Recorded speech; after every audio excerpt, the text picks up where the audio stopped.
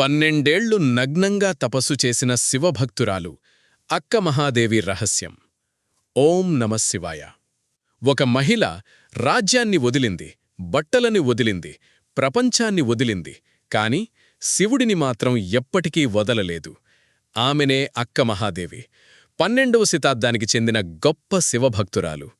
కర్ణాటకలోని ఉడుతడి గ్రామంలో జన్మించిన ఆమె చిన్నప్పటినుంచే చెన్నమల్లికార్జున స్వామిని తన భర్తగా భావించింది. ఆమె అందానికి ముగ్ధుడైన జైనరాజు కౌశికుడు ఆమెను పెళ్లి చేసుకోవాలని పట్టుబడ్డాడు. తల్లిదండ్రుల ప్రాణాల కోసం అక్కమహాదేవి పెళ్లికి ఒప్పుకుంది. కాని 3 షరతులు పెట్టింది. ధర్మవివక్ష ఉండకూడదు, తనకు దానం చేయడానికి స్వేచ్ఛ ఉండాలి, ముఖ్యంగా తాను శివధ్యానంలో ఉన్నప్పుడు ఎప్పుడూ తాకకూడదు. రాజు అంగీకరించాడు.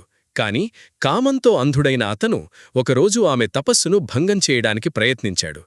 అప్పుడు కోపంతో అక్కమహాదేవి తన ఒంటిపై ఉన్న ఒక్క వస్త్రాన్ని కూడా విసిరేసి దిగంబరిగా మారింది. అద్భుతం జరిగింది.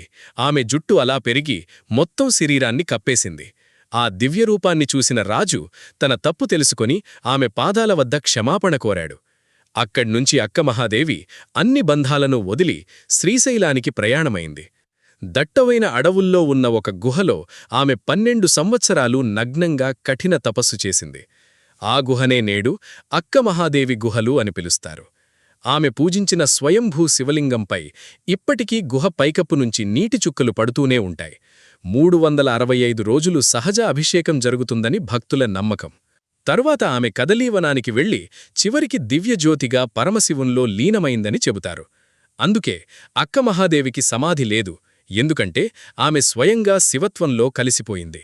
భక్తి అంటే ఏమిటో ప్రపంచానికి చూపించిన ఆ మహాశివయోగినికి ఓం నమఃశివాయ.